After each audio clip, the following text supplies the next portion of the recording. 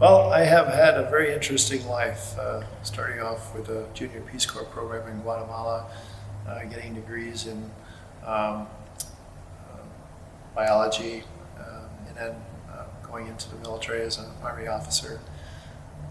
Coming out of the military, working at Pratt Whitney as an engineer, and then moving into the sales of atomic spectroscopy, molecular spectroscopy equipment through a large groups of markets, from agriculture to environmental to just about anything that is made out there. And then going back into the government research and development space, and working with NASA Tech Transfer and not-for-profit R&D centers, and then helping companies go from startup to full commercialization. At which time I also got involved in a startup years ago, took it from seed to public. Then I transitioned back into, most recently I was the Director of Engineering at Stanford Research Institute's Marine and Space Technology Group, where I worked on very advanced dielectric sensing systems for electromagnetic sensing in seawater and communications using RF and seawater. It's very difficult problems that they had that we were able to solve. And then when my wife almost went into a coma and it shook me up, and I decided to do something about all these things that seemed to have no correlation to each other, all gelled and became one. And then basically, if I wouldn't have done all these various things that seemed to not relate to each other in the past, I wouldn't be capable of doing what I'm doing now.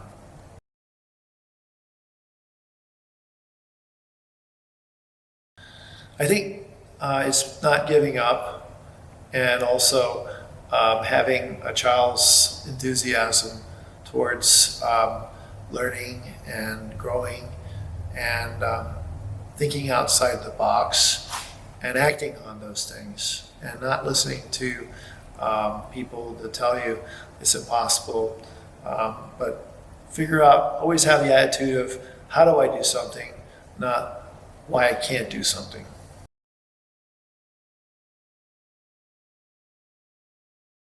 Obviously, the first thing that's the most important thing, even as a military officer, is to take care of the troops. So I took whatever steps necessary to take those people in my organization at highest risk and minimize their need to be out and about. A lot of the people working with me do not need to be in the office.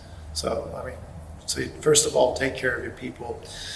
And then look at what's happening and look at it as an opportunity. In our case, the system that we've developed can be used for other things. In this case, we can actually measure viral infections in human beings.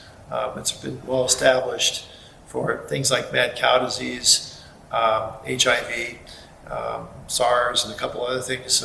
Research done by academic institutions that demonstrate that the technology that we're using for blood glucose analysis actually can be used in that regard. So we're going after some R&D programs to help fund the company's further development and develop another application for our device.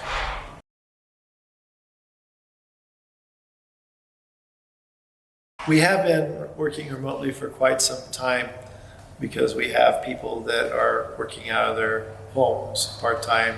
Being a startup, we can't always afford to pay people large salaries, and so we have a lot of people that have other jobs and work part-time for us, in different parts of the country.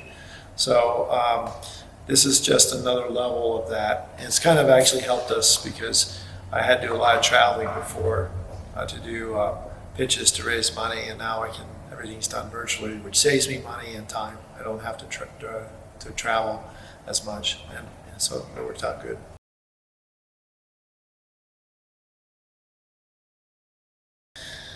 I think it's devastating for lots of businesses like restaurants and movie houses and that are based on having large groups of people partake in various activities.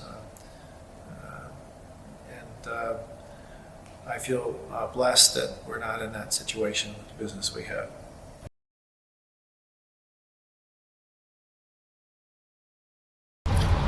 I would say the most difficult time I had was doing this startup, Allergy, because medical devices are very difficult to find funding for, especially in Florida.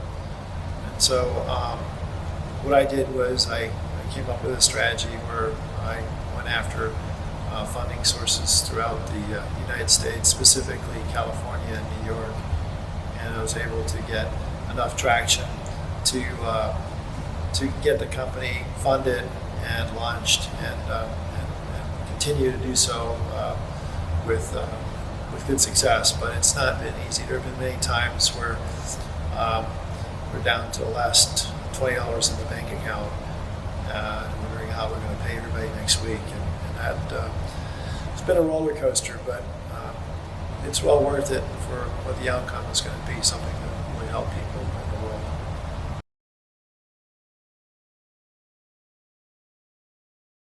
I think the most important thing is that you take care of your people. That's number one. So take care of your people. The next most important thing is examine your business model and determine how you could turn it into more of a virtual business, and experiment with different ideas. Be thinking out of the box.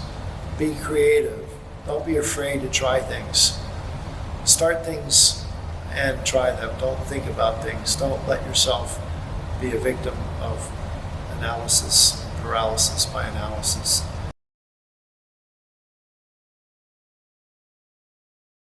I think in the business that I'm in, which is saving lives of diabetics, improving their life, most of my employees have someone that they know in their family or themselves are diabetic. And so there's a lot of motivation just in that fact. The other part of the motivation is that they are doing something to benefit mankind. And the larger picture is one that this is a significant endeavor, and also obviously it can be monetarily rewarding for those people. As far as the public is concerned, I think they're motivated by good things for helping people and such as well.